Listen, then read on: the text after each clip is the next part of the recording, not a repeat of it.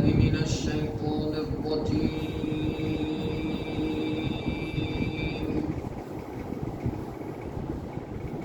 بسم الله الرحمن الرحيم.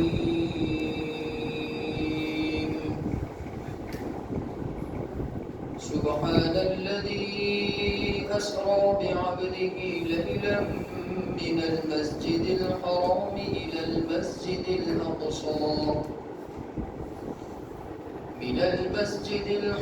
إلى المسجد الأقصى الذي باركنا حوله لنريه من آياتنا إنه هو السميع البصير. وآتينا موسى الكتاب وجعلناه هدى لبني إسرائيل ألا تتخذوا من دوني وكيلا ذرية من حملنا مع نوح إنه كان عبدا شكورا. وقضينا إلى بني إسرائيل في الكتاب لتفسدن في الأرض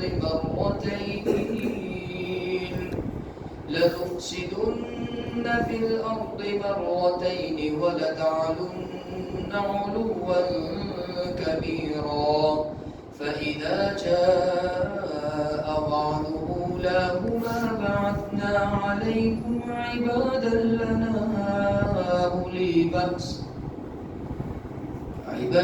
لنا أولي بأس شديد فجاسوا خلال الديار وكان وعدا مفعولا. ثم رددنا لكم الكرة عليهم وأمددناكم بأموال وبنين وجعلناكم أكثر نفيرا. إن أحسنتم لأنفسكم وإن أسأتم فلها. فإذا جاء وعد الآخرة ليسوءوا وجوهكم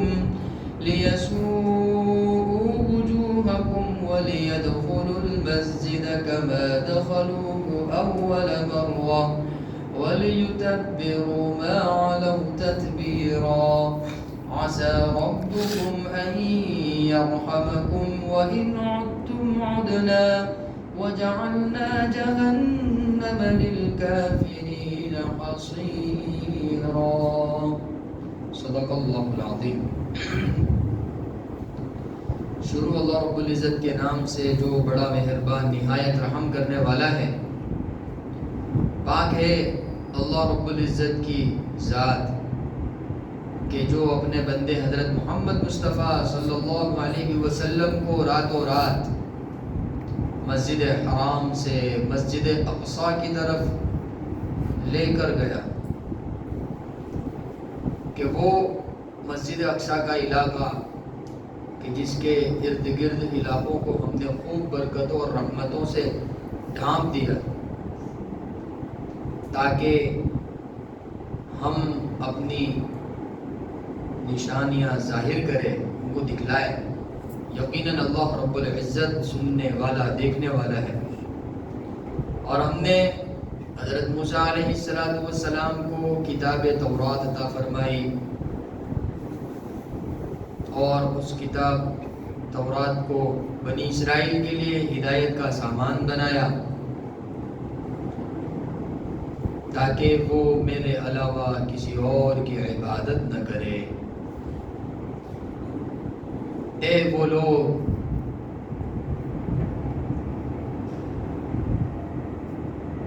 اے ان لوگوں کی ذریت، اے ان لوگوں کی اولاد کہ جن کو ہم نے حضرت نوح علیہ السلام کے ساتھ کشتی میں سوار کیا تھا. یقیناً حضرت نوح علیہ السلام تو اپنے پروردگار کے شکر گزار بندے تھے. اور ہم نے اس کتاب تورات میں بنی اسرائیل کے تعلق سے یہ فیصلہ فرمایا تھا، لکھا تھا کہ بنی اسرائیل تم لوگ اللہ کی سرزمین میں 2 مرتبہ فساد مچاؤ گے اور تکبر اور سرکشی کے ساتھ ابھرو گے، بس جب پہلی میعاد آ جائے گی تو ہم تم پر اپنے ایسے بندے مسلط کر دیں گے جو بڑے سخت ہوں گے اور وہ تمہارے گھروں میں گھس پڑیں گے، اور اللہ رب العزت نے جو وعدہ کیا ہے وہ تو پورا ہو کر رہے گا۔ پھر جب دوسری مرتبہ والی میعاد آئے گی، یا پھر جب دوسری مرتبہ تم اپنی اصلی حالت پر لوٹ آؤ گے، یعنی توبہ کر لو گے، تو پھر ہم تمہاری مدد کریں گے مالوں کے ذریعے اور بیٹوں کے ذریعے، اور تمہارے مال اور اولاد میں ہم برکتیں ڈال دیں گے جس کی وجہ سے ان میں اضافہ ہو جائے گا۔ پھر اگر تم اچھا عمل کرو گے تو وہ تمہارے اپنے لیے ہی اچھا ہوگا، اور اگر تم برا کرو گے تو اس کی برائی تم کو ہی پہنچے گی۔ پھر جب دوسری میعاد آ پہنچے گی تو پھر ہم تمہارے چہروں کو دوبارہ بگاڑ دیں گے، ایسے بندوں کو مسلط کر دیں گے جو تمہیں مار مار کر تمہارے چہروں کو بگاڑ دیں گے، اور مسجد اقصیٰ میں گھس پڑیں گے جیسا کہ پہلی مرتبہ میں وہ گھسے تھے، اور اس میں فساد مچائیں گے، اس کو نقصان پہنچائیں گے۔ پھر ان قریب اللہ تمہارے حال میں رحم کرے گا اگر تم نے سچی پکی توبہ کر لی۔ اور اسی طریقے سے اگر تم سرکشی پر اترو گے تو اللہ رب العزت بھی تمہارے ساتھ وہی معاملہ فرمائے گا۔ یہ تو دنیا کا عذاب ہوا، اور آخرت میں کافرین کے لیے جہنم کو گھیر دیا جائے گا، اور ان کے گھیرے میں ان کو جہنم کے گھیرے میں لے لیا جائے گا۔ یہ 15ویں پارے کی جو پہلی آیت ہے، سورہ بنی اسرائیل کی پہلی جو آیت ہے، یہاں اللہ رب العزت نے اللہ کے نبی حضرت محمد صلی اللہ علیہ وسلم کی زندگی کا بہت ہی محتم بالشان واقعہ، جس کو واقعہ معراج کہتے ہیں، اس کا بیان فرمایا۔ اور واقعہ معراج کو بیان فرمانے کے بعد کچھ بنی اسرائیل کے حالات بیان فرمائے۔ اصل میں معراج کی جو ابتدا ہوئی ہے وہ مسجد حرام سے مسجد اقصیٰ تک زمینی سفر ہوا ہے، اور پھر مسجد اقصیٰ سے آسمانی سفر شروع ہوا۔ گویا کہ معراج کا جو سفر اللہ کے نبی صلی اللہ علیہ وسلم کا تھا وہ 2 حصوں میں تھا۔ پہلے مسجد حرام سے مسجد اقصیٰ کا یہ زمینی سفر براق نامی سواری پر ہوا، براق جنت کی سواری۔ وہ اللہ کے نبی صلی اللہ علیہ وسلم کے معراج میں سفر میں اللہ رب العزت نے عطا فرمائی تھی۔ حضرت جبریل امین اس سواری کو لے کر آئے تھے۔ بعض کتابوں میں لکھا ہے کہ 2 سواری آئی تھی، ایک پر اللہ کے نبی صلی اللہ علیہ وسلم سوار ہوئے تھے، دوسرے میں جبریل امین سوار ہوئے تھے۔ ایک روایت کے مطابق ایک ہی سواری تھی، جبریل امین اللہ کے نبی صلی اللہ علیہ وسلم کے پیچھے تشریف فرما ہوئے۔ تو بہرحال مسجد اقصیٰ تک جو سفر ہوا یہ براق پر ہوا، پھر اس کے بعد مسجد اقصیٰ سے آسمانوں کا سفر وہ معراج کے ذریعے۔ معراج عربی زبان کے اندر سیڑھی کو کہتے ہیں، اور وہ اللہ رب العزت کی جانب سے ایک سیڑھی نمودار ہوئی، اس کی کیا کیفیت وہ کیسی تھی اس طرح کا تذکرہ احادیث میں اور قرآن پاک میں نہیں ملتا ہے، لہذا اس کے سلسلے میں ہم یہ کہیں گے واللہ اعلم بالصواب، اللہ بہتر جانتا ہے کہ وہ کیا رہا ہوگا کہ جس کے ذریعے سے اللہ کے نبی صلی اللہ علیہ وسلم کو زمین سے آسمان کی طرف لے جایا گیا۔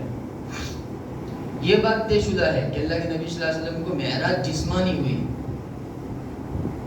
اور براق کا سفر ہوا ہے زمینی سفر، اور پھر بیت المقدس سے یعنی مسجد اقصیٰ سے آسمانوں کا سفر یہ معراج کے ذریعے ہوا۔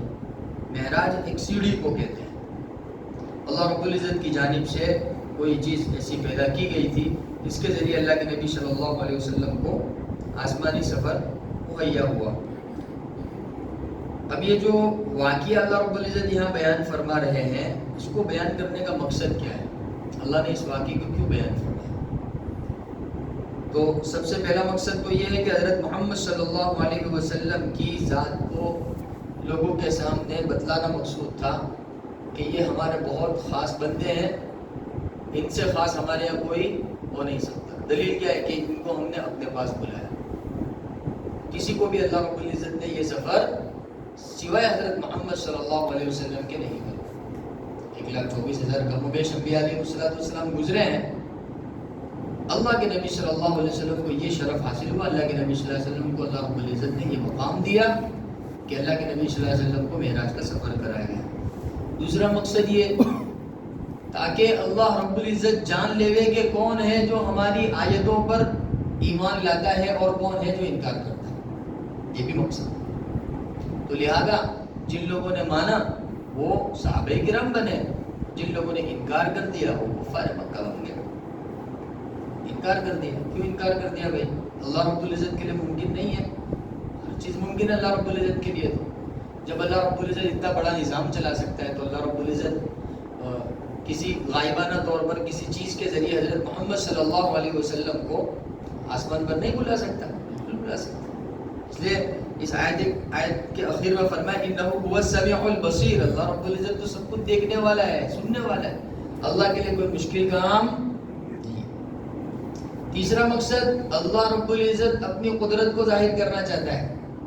جہاں حضرت محمد صلی اللہ علیہ وسلم کی ذات کا تعارف ہے، وہیں اللہ رب العزت اپنی ذات کا بھی تعارف کرا رہا ہے کہ دیکھو ہماری یہ قدرت اور ہماری یہ طاقت ہے کہ ہم آن کی آن میں ایک انسان کو زمین سے لے کر آسمان اور آسمان سے لے کر سدرۃ المنتہا اور سدرۃ المنتہا سے لے کر عرش معلیٰ کا سفر کرا سکتے ہیں۔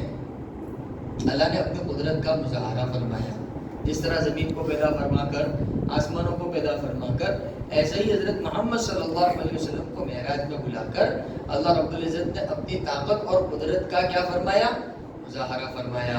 چوتھا مقصد یہ ہے کہ اللہ رب العزت نے ایک بہت محترم بالشان کام سونپنا تھا اور اس کام کی اہمیت کو لوگوں کے سامنے قیامت تک کے پیدا ہونے والے انسانوں کے سامنے واضح کرنا تھا، ظاہر کرنا تھا کہ دیکھو جس کام کے لیے ہم نے یہ معراج کرائی ہے وہ کام کتنا محترم بالشان ہے، اور وہ کیا تھا؟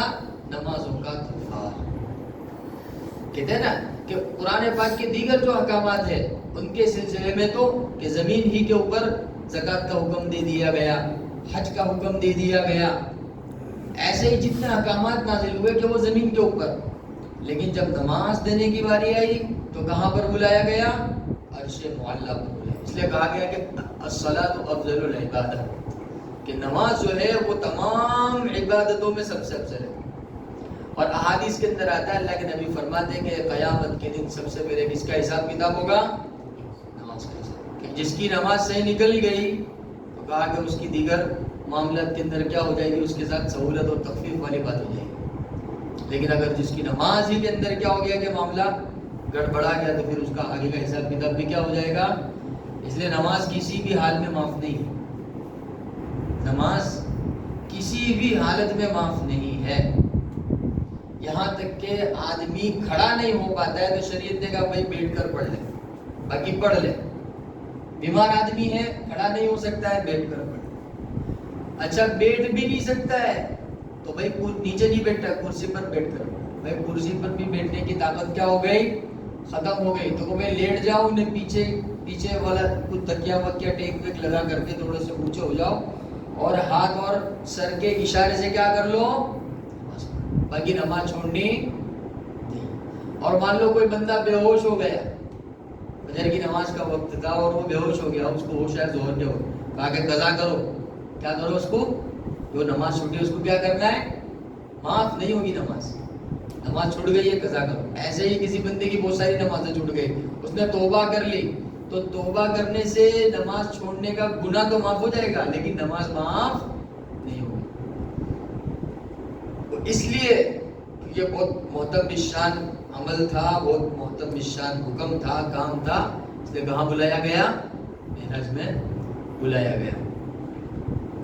اب ساتھ ساتھ میں معراج کا جو واقعہ اللہ رب العزت نے یہاں بیان فرمایا ہے اس کی مختصر سی تفصیل یہ ہے کہ بعض روایات میں آتا ہے کہ اللہ کے نبی صلی اللہ علیہ وسلم حضرت ام ہانی رضی اللہ تعالیٰ عنہا کے مکان میں تشریف فرماتے ہیں. حضرت ام ہانی جو ہے وہ حضرت علی رضی اللہ تعالیٰ عنہ کی بہن، اللہ کے نبی صلی اللہ علیہ وسلم کی بھی رشتے میں کیا لگے، وہ بہن لگے. تو حضرت ام ہانی رضی اللہ تعالیٰ عنہ کے مکان پر تشریف فرماتے ہیں. اللہ رب العزت کی جانب سے حکم ہوا، جبریل امین تشریف لائے، اللہ کے نبی صلی اللہ علیہ وسلم کو بیدار فرمایا، اور اللہ کے نبی صلی اللہ علیہ وسلم نے کہا کہ اللہ رب العزت نے آپ کو یاد فرمایا ہے، چلنا ہے. اب وہاں سے چلے. اس وقت تو اللہ کے نبی صلی اللہ علیہ وسلم کہاں تھے؟ مکہ المکرمہ میں ہی تھے. اور یہ جو واقعہ ہے معراج کا، جو واقعہ ہے وہ ہجرت سے پہلے کا واقعہ ہے. 4-5 روایت اس سلسلے میں ہے. بعضوں کا کہنا ہے کہ 6 مہینے پہلے کا واقعہ ہے، بعضوں کا کہنا ہے کہ 4 سال پہلے کا واقعہ ہے. بہرحال ہجرت سے پہلے کا واقعہ ہے. اور واقعہ معراج کے جو راوی ہے وہ قریباً 25 صحابہ کرام. کتنے صحابہ کرام سے منقول ہے؟ 25 صحابہ کرام نے اس واقعے کو بیان کیا ہے. اس میں حضرت عمر فاروق رضی اللہ تعالیٰ عنہ بھی، حضرت علی رضی اللہ تعالیٰ عنہ بھی ہے، اور حضرت ام المؤمنین حضرت امی عائشہ صدیقہ رضی اللہ تعالیٰ عنہا بھی ہے، حضرت ام ہانی بھی ہے، حضرت عبداللہ ابن عباس ہے. تو یہ بڑے بڑے صحابہ کرام نے اس واقعے کو کیا کیا ہے؟ نقل کیا ہے. تو ہجرت سے پہلے اللہ کے نبی صلی اللہ علیہ وسلم کے ساتھ یہ واقعہ پیش آیا. مسجد حرام سے اللہ کے نبی صلی اللہ علیہ وسلم کو بیت المقدس لے جایا گیا. پھر بیت المقدس میں براق کی سواری کو رکا دیا گیا. وہاں سے اللہ کے نبی صلی اللہ علیہ وسلم کا آسمانی سفر شروع ہوا. آسمانی سفر میں پہلا آسمان، دوسرا، تیسرا، چوتھا، پانچواں، چھٹا، ساتوں آسمان پر الگ الگ آسمان پر الگ الگ انبیاء علیہ السلام سے اللہ کے نبی کی کیا ہوئی؟ ملاقات ہوئی. چھٹے آسمان پر حضرت موسیٰ علیہ السلام سے ملاقات ہوئی، اور 7ویں آسمان پر اللہ کے نبی صلی اللہ علیہ وسلم داخل ہوئے تو دیکھا بیت المعمور ہے جو فرشتوں کا قبلہ ہے. کعبۃ اللہ جو ہے نا، کعبۃ اللہ کی بالکل سمت میں اوپر وہ فرشتوں کا قبلہ ہے. اس کا نام کیا ہے؟ بیت المعمور. اور بیت المعمور اتنا بڑا ہے، کتابوں میں لکھا ہے، روایت میں آتا ہے کہ اللہ رب العزت نے ایک ہی وقت میں 70,000 فرشتے اس کے اندر داخل ہوتے ہیں، اس کا طواف کرتے ہیں. وہ جو 70,000 فرشتے ایک وقت میں داخل ہو کر اس کا جو طواف کرتے ہیں، وہ 70,000 فرشتوں کا قیامت تک نمبر نہیں آئے گا، اور وہ سلسلہ چلتا رہے گا. کتنے سارے فرشتے اللہ نے پیدا کیے ہوئے. ایک مرتبہ میں 70,000 فرشتے کیا کر رہے ہیں؟ اس کا طواف کر رہے ہیں، اس میں داخل ہو رہے ہیں. اور وہ جو پہلی مرتبہ جو عملہ داخل ہوا، اب اس کا نمبر قیامت تک نہیں آئے گا. اتنا ہوا. اور وہاں اللہ کے نبی صلی اللہ علیہ وسلم نے دیکھا کہ ایک شخص ہے جو وہ بیت المعمور کی دیوار جو ہے اس سے ٹیک لگا کر بیٹھے. جبریل امین سے پوچھا کہ جبریل یہ کون ہے؟ جبریل امین نے فرمایا کہ یا رسول اللہ یہ اللہ کے خلیل حضرت ابراہیم علیہ السلام ہے. اللہ کے نبی آگے بڑھے. حضرت ابراہیم خلیل اللہ نے دیکھا، فوراً کھڑے ہوئے، اللہ کے نبی صلی اللہ علیہ وسلم سے مصافحہ کیا، معانقہ کیا. اللہ کے نبی صلی اللہ علیہ وسلم کی پیشانی مبارک کو بوسہ دیا اور گفتگو ہوئی. پھر اس کے بعد اللہ کے نبی صلی اللہ علیہ وسلم آگے بڑھے. سدرۃ المنتہا آیا. دیکھا اللہ کے نبی صلی اللہ علیہ وسلم نے سدرۃ المنتہا سے پہلے جنت اور جہنم کا بھی اللہ کے نبی صلی اللہ علیہ وسلم بہت تفصیل ہے اس کے اندر. جنت دکھائی گئی، جہنم دکھائی گئی. پھر اللہ کے نبی صلی اللہ علیہ وسلم نے دیکھا کہ کسی چیز کے چلنے کی آواز آ رہی ہے، اس کے اوپر سونے کے ورق اور چاندی اور ہیرے اور جواہرات سب بکھرے ہوئے ہیں، اور خوشبوئیں چاروں طرف سے پھیل رہی ہے. تو دیکھا کہ وہاں لوح محفوظ ہے جہاں تقدیر لکھی جا رہی ہے لوگوں کی. لوح و قلم کہتے ہیں نا، لوح و قلم اللہ کے نبی صلی اللہ علیہ وسلم نے وہ دیکھا. پھر اس کے بعد سدرۃ المنتہا پر حضرت جبریل امین کو اللہ کے نبی صلی اللہ علیہ وسلم نے اس وقت اپنی اصلی حیت میں دیکھا. کہاں پر؟ سدرۃ المنتہا. اصلی صورت میں وہیں پر اللہ کے نبی صلی اللہ علیہ وسلم نے جبریل امین کو دیکھا، اور یہ دیکھا کہ جبریل امین کے 600 بازو ہے. کتنے بازو ہے؟ 600 بازو ہے. اس میں سے 2 بازو کھولے جس سے مشرق اور مغرب کا پورا حصہ کیا ہو گیا؟ ڈھک گیا. مشرق جہاں سے سورج نکلتا ہے، مغرب جہاں سورج غروب ہوتا ہے. یعنی گویا کہ ان کے 2 پروں سے پوری دنیا کیا ہو گئی؟ ڈھک گئی. اتنا بڑا، جبکہ دو ہی بازو انہوں نے کھولے تھے. اللہ کے نبی صلی اللہ علیہ وسلم جبریل امین کو اپنی اصلی حالت میں دیکھا. اس کے بعد جبریل امین نے کہا کہ اب آگے میری سکت نہیں، میری طاقت نہیں، مجھے اجازت نہیں، میں آگے نہیں جا سکتا، یہاں سے آگے آپ کو اکیلے تشریف لے جانا ہے. اللہ کے نبی صلی اللہ علیہ وسلم سدرۃ المنتہا سے آگے بڑھے. اس کو اللہ پاک نے سورہ النجم میں ارشاد فرمایا قاب قوسین او ادنی فاوحى الى عبده ما اوحى. تو تو اللہ کے نبی صلی اللہ علیہ وسلم آگے بڑھے، عرش معلیٰ کا سفر ہوا، عرش معلیٰ پر اللہ جل جلالہ و سے اللہ کے نبی صلی اللہ علیہ وسلم کی ملاقات ہوئی۔ پھر اللہ کے نبی صلی اللہ علیہ وسلم کو وہیں پر پہلے 50 نمازیں عطا کی گئی، پھر اللہ کے نبی صلی اللہ علیہ وسلم نے گزارش کی، اللہ رب العزت سے درخواست کی، تو 50 کی کتنی نمازیں ہو گئی؟ 5 نمازیں ہو گئی، اور وہی 5 نمازیں قیامت تک کے لیے تمام لوگوں پر کیا کر دی گئی؟ فرض کر دی گئی کہ اتنی تو تم کو ادا کرنی ہی ہے۔ پھر اس کے بعد اللہ کے نبی صلی اللہ علیہ وسلم کا آسمان سے اترنے کا جو سفر شروع ہوا، تو آسمان سے اترنے کے وقت جتنے انبیاء علیہ الصلوۃ والسلام سے ملاقاتیں ہوئی تھی وہ بھی اللہ کے نبی صلی اللہ علیہ وسلم کے ساتھ تشریف لائے۔ گویا کہ اللہ کے نبی صلی اللہ علیہ وسلم کو رخصت کرنے کے لیے تشریف لائے، اور وہ کہاں تک آئے؟ بیت المقدس تک آئے۔ کہاں تک تشریف لائے وہ تمام انبیاء علیہ الصلوۃ والسلام؟ بیت المقدس۔ ایک تو آسمانوں پر جن انبیاء سے ملاقات ہوئی تھی وہ، اور زمین پر بیت المقدس میں جب اللہ کے نبی تشریف لائے تو دیکھا کہ بہت سارے حضرات موجود ہیں وہاں پر پہلے سے آلریڈی۔ جبریل امین سے پوچھا یہ کون لوگ ہیں؟ فرمایا کہ یہ آپ سے پہلے جو انبیاء گزرے یہ وہ لوگ ہیں۔ تو جو آسمان پہ جن انبیاء علیہ السلام سے ملاقات ہوئی تھی وہ انبیاء اور دیگر انبیاء علیہ السلام موجود تھے۔ اللہ کے نبی صلی اللہ علیہ وسلم نے ان تمام کو صبح کی نماز پڑھائی۔ کون سی نماز پڑھائی؟ صبح کی نماز تمام انبیاء علیہ السلام کو پڑھائی۔ اس کے بعد اللہ کے نبی صلی اللہ علیہ وسلم فارغ ہو کر کے وہاں سے روانہ ہوئے اور کہاں پہنچے؟ مکہ المکرمہ پہنچے۔ یہ مختصر سا واقعہ معراج کہلاتا ہے۔ اب واقعہ معراج کے سلسلے میں بہت سارے لوگوں کو شکوک اور شبہات ہوتا ہے۔ ایک واقعہ اور کتاب میں لکھا ہے اس کی گواہی کے طور پر کہ واقعہ معراج کی گواہی دینے والے غیر مسلم بھی ہیں۔ اللہ کے نبی صلی اللہ علیہ وسلم کے زمانے کا ایک بادشاہ ہے، شاہ روم کا ایک بادشاہ۔ تو اللہ کے نبی صلی اللہ علیہ وسلم کا جب نبوت کے سلسلے میں اعلان ہوا اور لوگوں کے درمیان چرچا ہوا تو اللہ کے نبی صلی اللہ علیہ وسلم نے ایک خط روم کے بادشاہ کو بھی بھیجا کہ بھائی تم اسلام میں داخل ہو جاؤ۔ ان کے سامنے سب باتیں رکھی تو وہ بادشاہ اچھا تھا، عقل مند تھا، تو اس نے اللہ کے نبی صلی اللہ علیہ وسلم کے خط کی عزت کی اور اس کے بارے میں تحقیق اور تفتیش شروع کر دی۔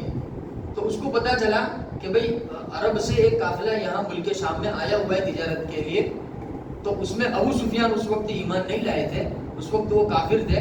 تو وہ بادشاہ نے ان کو بلا بھیجا کہ ان کو بلاؤ، وہ وہاں کے مکہ کے رہنے والے، ان سے تفتیش کر لیتے کہ بھئی یہ محمد جو ہے جنہوں نے یہ دعویٰ کیا یہ ان کا کیا معاملہ ہے گا۔ تو بہرحال ابو سفیان آئے اس وقت، تو ان سے پوری تحقیق کی کہ بھئی کیا بات ہے۔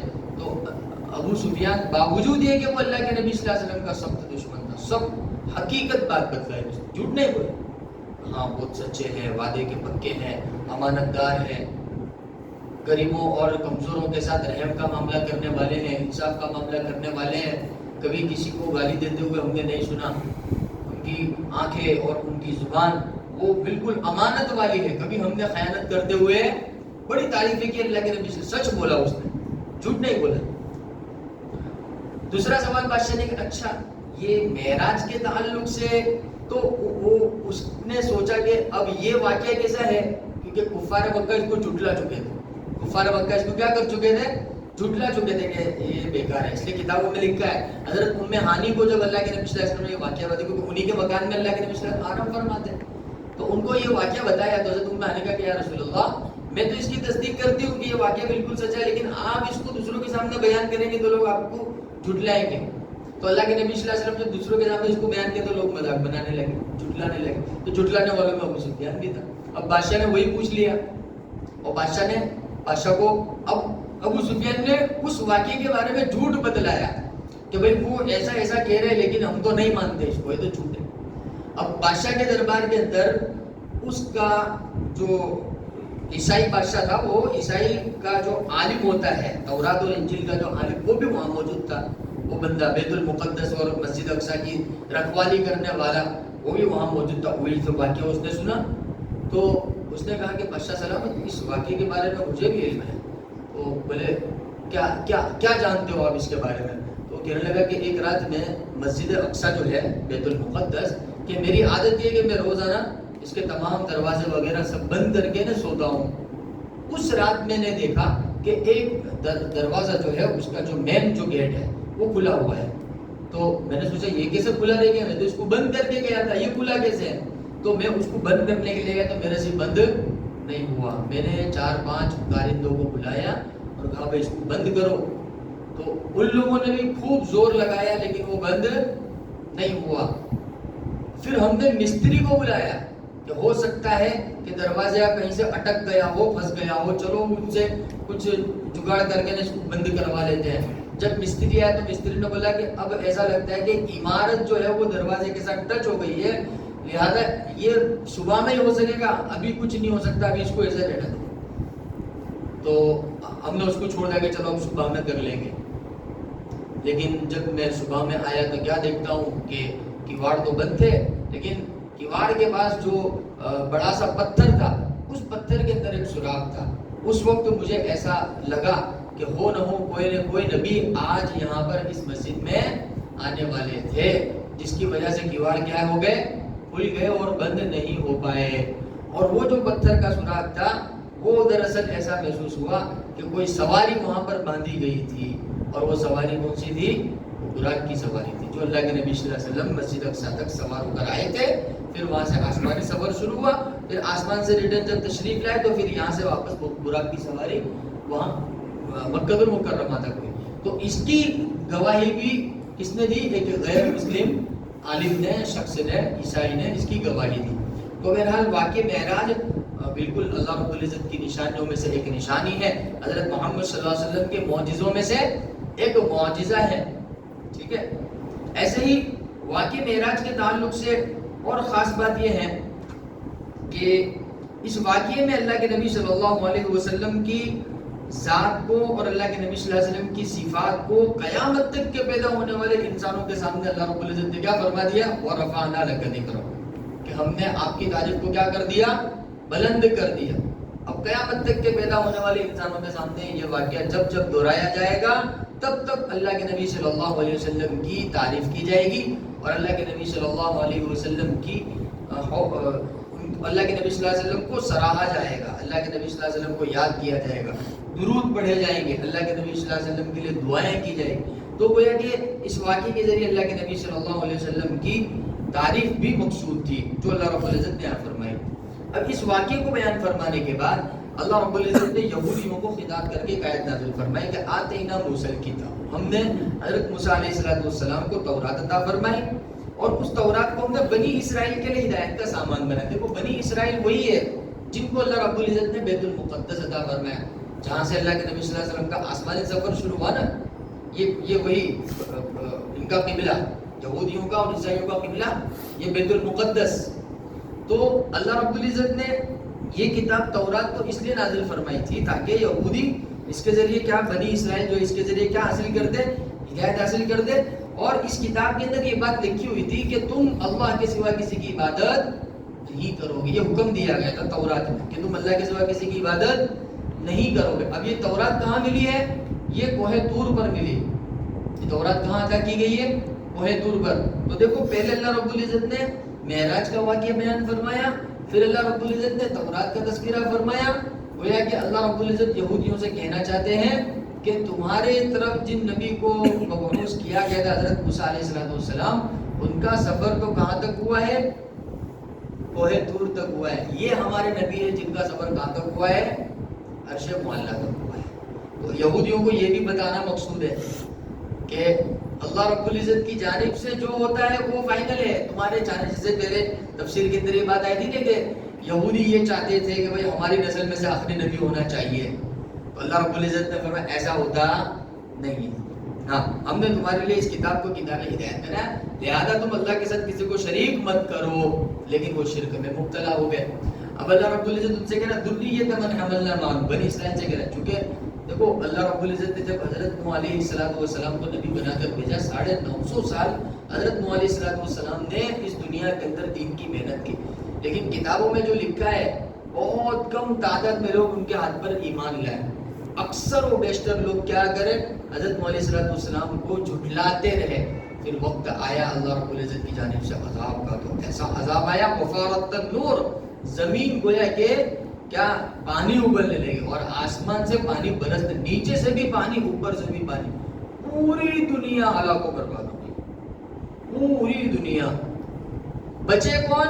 جو کشتی کے اندر سوار ہو. اللہ رب العزت ذریۃ من حملنا معا. اب حضرت نوح علیہ السلام کے ساتھ جو لوگ سوار ہوئے تھے انہی کی نسل میں سے کون ہے؟ بنی اسرائیل ہے. جو لوگ سوار ہو گئے تھے، اب پوری دنیا کے اندر جتنے لوگ موجود ہیں وہ کشتی میں جو لوگ سوار ہوئے تھے نا وہ ان کی نسل میں سے. تو ہم سے پہلے کون؟ بنی اسرائیل نا. تو اللہ رب العزت بنی اسرائیل سے خطاب کر رہا ہے ذریۃ من حملنا معا، اے ان لوگوں کی نسل کہ جن کو ہم نے نوح علیہ السلام کے ساتھ کہاں سوار کیا تھا؟ کشتی میں سوار کیا. تو تم کو تو اللہ کا احسان ماننا چاہیے کہ اللہ رب العزت نے تمہارے آبا و اجداد کو کشتی میں سوار کر کے بچا لیا. اگر وہ نہ بچتے تو تم آج ہوتے یہاں پر. تم اللہ کی ذات میں شریک کرتے ہو، اللہ کا انکار کرتے ہو، اللہ کے نبی کو ستاتے ہو، اللہ کے نبی کو قتل کرتے ہو، تم مخالفت کرتے ہو. اگر ہم چاہتے تو اسی وقت تمہارے باپ دادا کو کشتی میں سوار نہ کرتے. ہونا تو یہ چاہے تم کیا کرتے؟ اللہ کا شکر ادا کرتے. اللہ کا کوئی نہیں کہ ذریۃ من حملنا معا، کہ تم تو ان لوگوں کی نسل میں سے ہو جن کو ہم نے حضرت نوح علیہ السلام کے ساتھ کشتی میں کیا کیا تھا؟ سوار کیا تھا.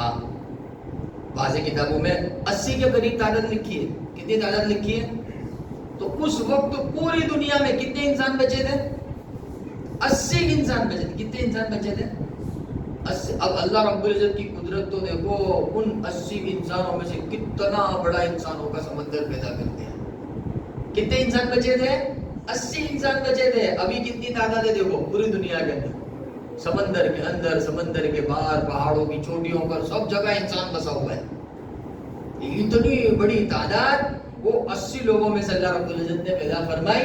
اللہ پاک فرماتا ہے اے وہ لوگ جو حضرت نوح علیہ السلام کے ساتھ کشتی میں سوار کیے گئے تھے، تم ان کی نسل میں سے ہو. تم اللہ کا شکر ادا کرو کہ ہم نے ان لوگوں کی کشتی میں حفاظت فرمائی.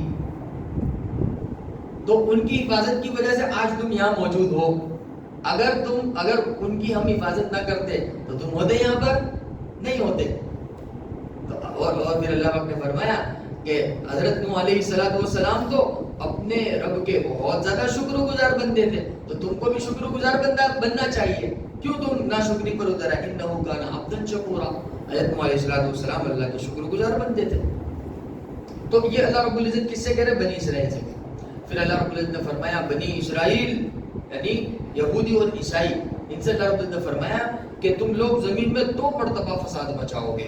ایک حضرت موسیٰ علیہ السلام کو جو شریعت دی گئی ہے اس میں فساد مچاؤ گے. پھر جب حضرت عیسیٰ علیہ السلام کا زمانہ آئے گا تو حضرت عیسیٰ علیہ السلام کے زمانے میں فساد مچاؤ گے. اور وَلَتَعْلُنَّ عُلُوًّا كَبِيرًا، تکبر کرتے پھرو گے.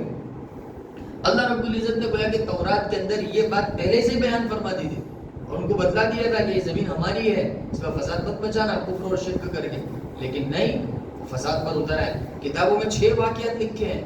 اللہ رب العزت نے یہاں پر ارشاد فرمایا کہ تم 2 مرتبہ زمین میں فساد مچاؤ گے اور تکبر اور لوگوں کے ساتھ ظلم و زیادتی کا معاملہ کرو گے. فَإِذَا جَاءَ وَعْدُ أُولَاهُمَا، جب تم پہلی مرتبہ فساد پر اترو گے تو پھر ہم تم پر اپنے ایسے بندے مسلط کر دیں گے اولی بأس شدید، جو بڑے سخت ہوں گے. فجاسو خلال الدیار، وہ تمہارے گھروں میں گھس پڑیں گے. وکان وعدا مفعولا، یہ اللہ کا وعدہ ہو کر رہے. لہذا ایسا ہوا.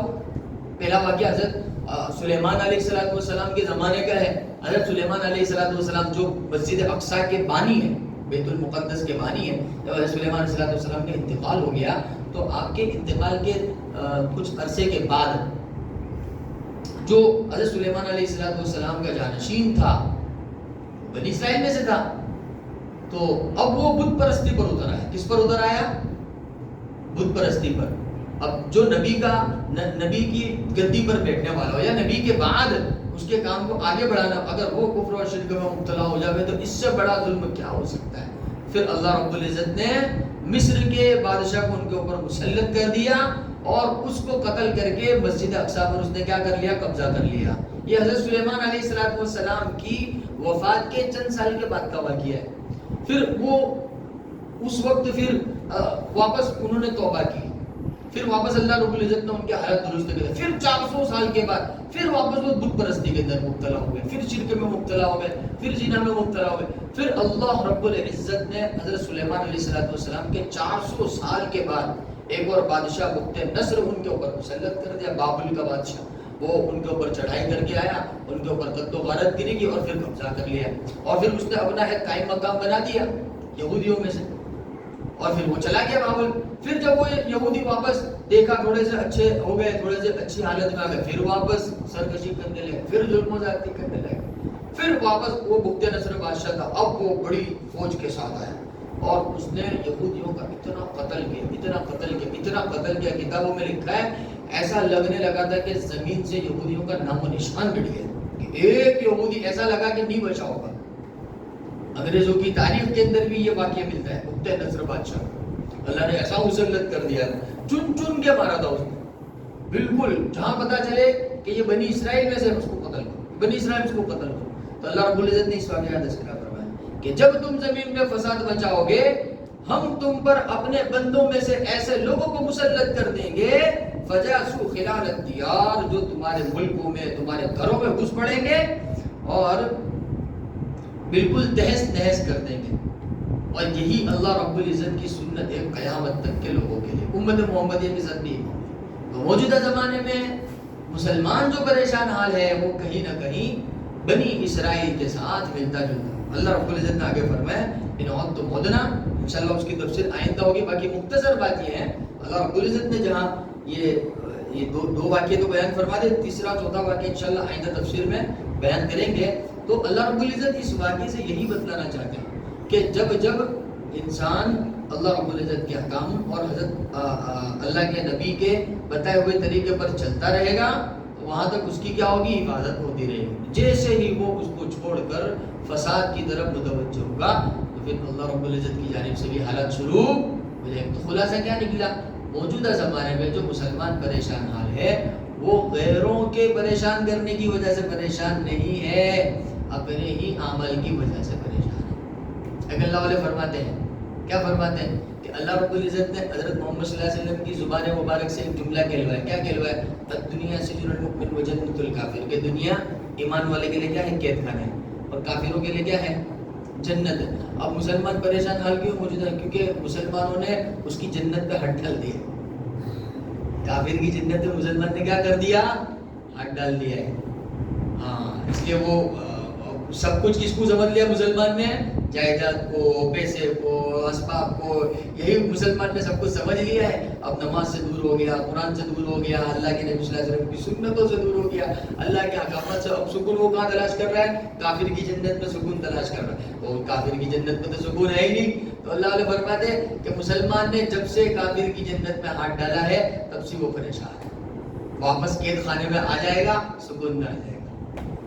اور قید خانہ کیا ہے؟ جو اللہ کے نبی صلی اللہ علیہ وسلم نے فرمایا الدنیا سجن المؤمن، یہ دنیا ایمان والے کے لیے کیا ہے؟ قید خانہ ہے۔ تو لہذا یہ آیت کریمہ کی تفسیر سے ہمیں کیا سبق ملا؟ یہ سبق ملا کہ جب تک ہم اللہ کے احکامات پر چلتے رہیں گے، جو صحابی کا واقعہ ہے نا کہ جب میں اپنی بیوی کی حالت کو بگڑا ہوا دیکھتا ہوں، یعنی وہ میرے سے خفا ہے یا وہ میرے سے کوئی ادب والا معاملہ نہیں کرتے، تو میں سمجھ جاتا ہوں کہ مجھ سے کوئی نہ کوئی گناہ ہوا ہے، تو میں فوراً اللہ کی طرف متوجہ ہو کر صلح کرتا ہوں، اللہ رب العزت اس کو میرے تابع کر دیتا ہے۔